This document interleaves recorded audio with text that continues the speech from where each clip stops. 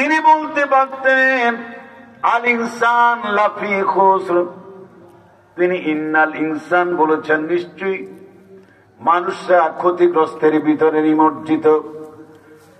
অনেক ক্ষতিগ্রস্তের মধ্যে মানুষ নিমজ্জিত।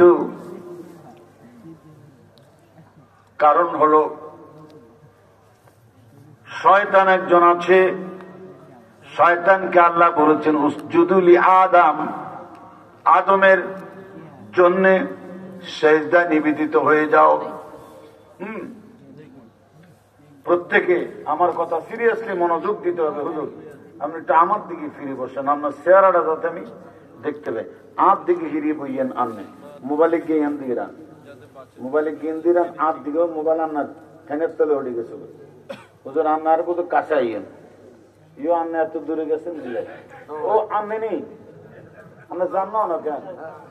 আমাদের ফার্সি কবি জনাব হযরত মাওলানা আব্দুর রহমান সাহেব, নারে তাকবীর, অনেক মুহাক্কিক আলেম, উনি যে ফার্সিতে ছন্দ বলে, আমি সে পারস্য দেশটা গিয়েছি আলহামদুলিল্লাহ। এখন করবেন না পরশুদিন, আমি সে কোন নগরীতে গিয়েছি, পারস্য, ইরান, তুরান। সেখানে যে রাষ্ট্রীয় প্রধান আহমদিনিজাদ থাকতে আমি গিয়েছি রাষ্ট্রীয় মেহমান হয়ে। দেখেছি ইরানটা কত ভালো দেশ, আরে কবি হাফিজের দেশ, আল্লামা রুমির দেশ। যে রুমির ছন্দ দিয়ে ওনারা কথা বলেন, এত সুন্দর লাগে। এরকম আলেম এখন আর নাই রে ভাই। মস্তবি রুমির মস্তবি দিয়ে কথা বলা, ছন্দ দিয়ে কথা বলার বক্তা নাই। ওনাদের আলোচনায় নূর আছে আলহামদুলিল্লাহ। জনগণ আল্লাহ ওনাদের ইলমের যোগ্যতা বৃদ্ধি করে দিক, জোরে বলুন আমিন, আরো জোরে বলুন আমিন। আমার ভাইয়েরা, আমরা যদি ধনী হতে চাই সময় ব্যয় করা যাবে না। আমি চায়নায় গিয়েছি, দেখেছি লোকেরা 9:30টার পরে কোনো বাসা বাড়িতে বাতি জ্বলে না, ঘুমায় যায়। আবার সূর্য ওঠার আগে পরে উঠে কাজকর্মে চলে যায়, বেশি বেশি হাঁটে। আমার ভাইয়েরা 2-1 কিলোমিটার 3 কিলোমিটার পর্যন্ত হাঁটে। ওরা রিক্সা তো নাই, হাঁটতে থাকে, ব্যায়াম করে, শরীরটারে কায়িক পরিশ্রম করে, কাজকর্ম করে, অর্থ উপার্জন করে। ওই মানুষের পেনাং রাজ্যে দেখেছি, থাইল্যান্ডে দেখেছি, তারপরে সিঙ্গাপুরে দেখেছি মানুষ কাজ করে, যার কারণে তারা উন্নত। চায়নারা খাম খাম করে না, শুধু কাজ করে। জাপানিরা কাজ করে। আমার মুসলমান ভাইয়েরা, নবীজি বলেন এমন ভাবে তুমি অর্থ উপার্জনে ব্যস্ত থাকো যেন তুমি কোনোদিন মরবে না। আবার ইবাদত বন্দেগী করার সময় এমন ভাবে ইবাদত বন্দেগীতে লিপ্ত হয়ে যাও যেন তুমি আগামী কালকে মরে যাবে। জোরে জোরে কোন সুবহানাল্লাহ। কি চমৎকার ব্যালেন্স করেছেন আমার নবী। এমন ভাবে কাজ করো, অর্থ উপার্জন করো, সম্পদ সঞ্চয় করো, ধনী হও, সম্পদের পাহাড় বনো বৈধ পন্থায়, যেন তুমি কখনোই মরবে না, আজীবন বেঁচে থাকবে। এমন ভাবে কৃষি কাজ করো, খামার, তারপরে মাছ চাষ, তরি তরকারি, সবজি, গম, ধান, এই জাতীয় জিনিস তোমরা চাষাবাদ করো, দোকানদারিতে ব্যস্ত থাকো। আল কাসিবু হাবিবুল্লাহ। আমার নবী বলেন যারা অর্থ উপার্জনকারী ওই শ্রমিকদেরকে রাসূল হাবিবুল্লাহ বলেছেন আল্লাহর বন্ধু, আল্লাহর দোস্ত।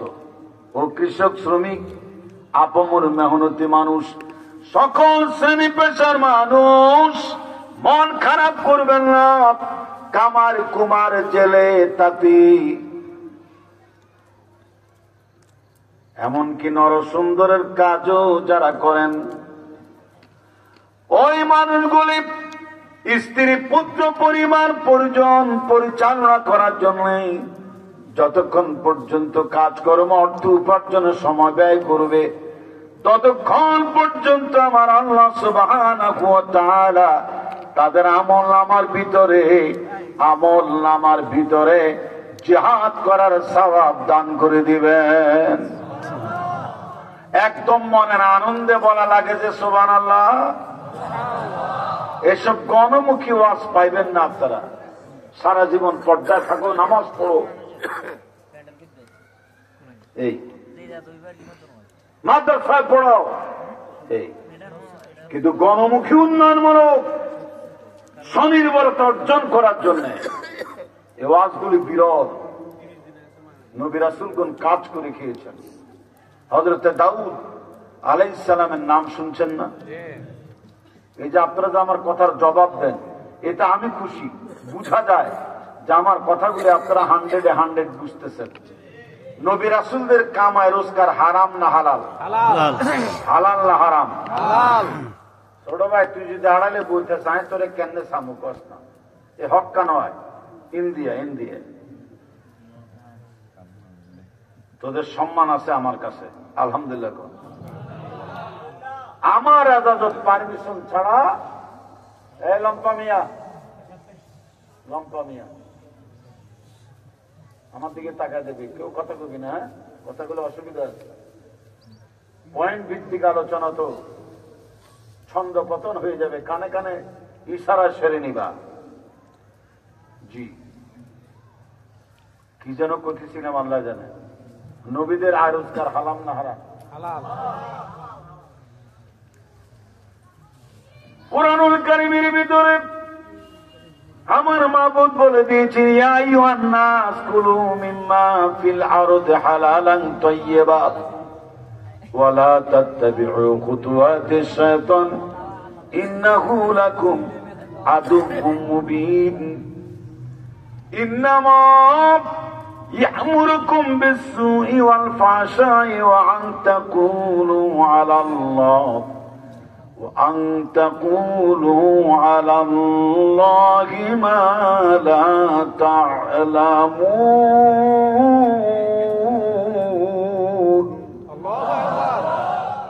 আবার শুনেন তো ভাই, এটা অব্যাহত রাখবেন। আল্লাহ কবুল করুক, জোরে কোন আমিন। হে দুনিয়ার মানব সকল, নট অনলি মুসলিম, শুধু মুসলমানদেরকে বলেন নাই, হিন্দুদেরকে বলেন নাই, খ্রিস্টানদেরকে বলেন নাই, তার মানে মনুষ্য জাত যারা আছে তাদেরকে বলেছেন, ইয়া বানি আদম খুযু জিনাতাকুম ইনদা কুল্লি মাসজিদিন ওয়া কুলু ওয়াশরাবু ওয়া লা তুসরিফু ইন্নাহু লাকুম ওয়া লা তুসরিফু ইন্নাহু লা ইউহিব্বুল মুহসিনিন লা ইউহিব্বুল মুসরিফিন। অপব্যয়কারীদেরকে আল্লাহ পছন্দ করেন না। হে বনি আদম, তোমরা প্রত্যেকটা ইবাদত বন্দেগী, উপাসনা অর্চনা, ইবাদত বন্দেগীতে ভালো খাবার খাও, উত্তম জীবাণুমুক্ত পোশাক পরিচ্ছদ পরিপাটি তোমরা পোশাক পরিচ্ছদ ব্যবহার করো, অপব্যয় করবে না। অপব্যয়কারী শয়তানের ভাই, নাউজুবিল্লাহ বলুন। আর আল্লাহ অপব্যয়কারীকে পছন্দ করেন না। এই ধরনের অনেক কথা আছে। আবার বলা হয়েছে, হে দুনিয়ার মানুষ, তোমরা জমিনের মধ্যে যত হালাল খাবার আছে তা ভক্ষণ করো, হারামের কাছাকাছি যেও না। হালাল খাবার, উত্তম খাবার ভক্ষণ করো। শয়তানের পদাঙ্ক কখনোই তোমরা অনুসরণ করবে না, নিশ্চয় সে তোমাদের প্রকাশ্য দুশমন। ইন্নামা ইয়া'মুরুকুম বিস-সুই ওয়াল ফাহশা ওয়া আন তাকুলু আলাল্লাহি মা লা তা'লামুন। নিশ্চয় শয়তান তোমাদেরকে গর্হিত খারাপ আপত্তিকর অন ইসলামিক প্লেন মোড দিয়া দাও, এটারে প্লেন মোড দিয়া দাও, খারাপ কাজে প্ররোচিত করবে আর আল্লাহ সম্পর্কে এমন সব কথা বলতে বলবে যা সম্পর্কে তোমাদের জ্ঞান নাই, জানা নাই, নলেজ নাই। এরকম আপত্তিকর কথা আল্লাহ প্রসঙ্গে শয়তান তোমাদের বলাইতে থাকবে, বলতে চাইবে। ফাজতানিবু, ওকে পরহেজ করো, ওকে এড়িয়ে চলো। মনে রাখবে তোমরা যারা মুমিন মুসলমান, কোরআন সুন্নাহর আদলে চলবে, হালাল খাবার ভক্ষণ করবে, হারাম থেকে দূরে রাখবে, জিহ্বা দিয়ে কোনদিন হারাম খাবার ভক্ষণ করবে না। আল্লাহ তৌফিক দিন, জোরে বলুন আমিন। শয়তানের নাম আপনারা শুনছেন তো, 3 ভাগে ভাগ করবে। এক ভাগ হচ্ছে জিহ্বাটারে আল্লাহর জিকিরে তরতাজা রাখবে, জিহ্বাটারে আল্লাহর জিকির দিয়ে সতেজ রাখবে। এরপরে বলা হয়েছে তোমরা এই জিহ্বা দিয়ে ভালো কথা বলবে, আর না হয় তোমরা চুপ থাকবে। আর অন্যত্র বলা হয়েছে বান্দা যদি একবার নবীজির উপরে দুরূদ শরীফ পড়তে পারে, আমার আল্লাহ রাব্বুল আলামিন ওই বান্দার উপরে 10টা রহমত নাজিল করে দেন। এই কথা অনেক পুরনো, তাই না? অনেক পুরনো, অনেকবার শুনেছেন, কিন্তু এমন একটা ফজিলতের বাস্তবিক কথা শুনবেন যা আজকের এই প্রোগ্রাম সারা জীবনের জন্য ধন্য হয়ে যাবে। জোর বলেন ইনশাআল্লাহ, আরো জোর বলেন ইনশাআল্লাহ। এই এলাকাতে আমি আসছি, আপনাদেরই এলাকার সন্তান, নামটা ফরিদ। ওই যে কর্নারে ভিডিও করতেছে ফরিদ, আমার ওয়াজ শুনেছে, রেকর্ড দেখেছে, ভিডিও দেখেছে সৌদি আরবে। আর ওখান থেকে মৌলানা সিরাজ সাহেবকে ফোন করে আমাকে দলটা কলেজ মাঠে এনেছিল অনেক আগে। আপনাদের মনে আছে না?